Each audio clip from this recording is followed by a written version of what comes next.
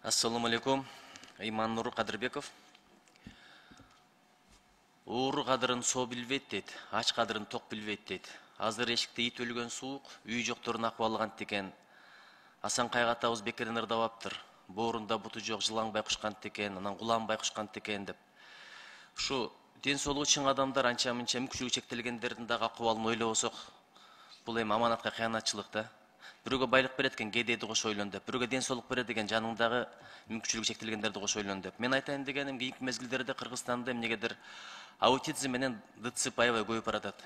Кудай бетин ар кылсын. Эмнеден экенин билбейм. Балким жеген тамактандыр, балким экологиядандыр. Мунду иликтеп көрүш керек. Айтайын дегеним, ушул оорулардан кийин реабилитация кыла турган бизде борбор жок экен. Өткөндө аутизм менен ооруган балдардын апалары кайрылса, Саламат сактоо министрлиги ДЦП боюнча маалымат берип тур. Демек, аутизм менен ДЦПны бирле деп ойлойт. Бул бир эмес, эки башка оору. Анан реабилитация дегенин билесиз, оңой нерсе эмес. Ага канча менет керек, канча аракет керек, канча методика, канча илим, канча адистер керек дегендей. Анан частный центрлерде бар экен, дарылоо 39 000 сом турат экен.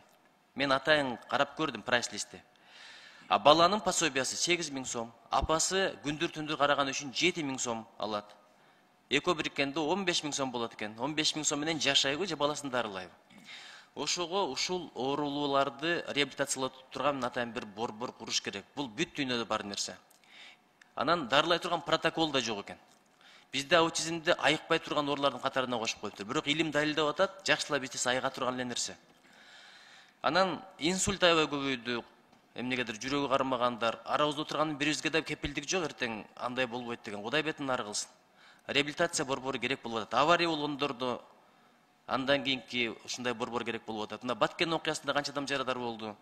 Ушул жагына бир көздү жумуп туруп эле жакшы заманбап реабилитациялык борбор куралычы дегенде Бишкекте, андан кийин Ошто кылсак, ушул азырынча болоптур, бирок бара-бара көбөйтүш керек. Экинчиден, биздин эми баатырларыбыз бар, мисалы Айсулуу Тыныбекова карындашыбыз, Акжол Махмудов, жанагындай бир боксер балдарыбыз жеңип келгенде аябай сүйүнүп атабыз. Бирок мүмкүнчүлүгү чектелгендердин паралимпиадасы бар. Ушул мүмкүнчүлүгү чектелип туруп чоң спортто жетишкен бизде баатырларыбыз бар. Алар жеңип келип атат, ит келдиби, куш келдиби, эч кимдин иши жок болуп атат. Булар билген кишиге чоң мотивация да, адам кандай акыбалда болсо дагы ийгилик жарата алат деген. Ошолорду эле бир героизация кылабызбы, мындай элге журтка тааныштырып, анча-мынча белек бешкек берип, мына элге берилип аткан квартиралардан, сыйлыктардан аларга да берип, ушундай иштерди кылсак абдан жакшы болот эле. Чоң рахмат, урматтуу президенттин өкүлү.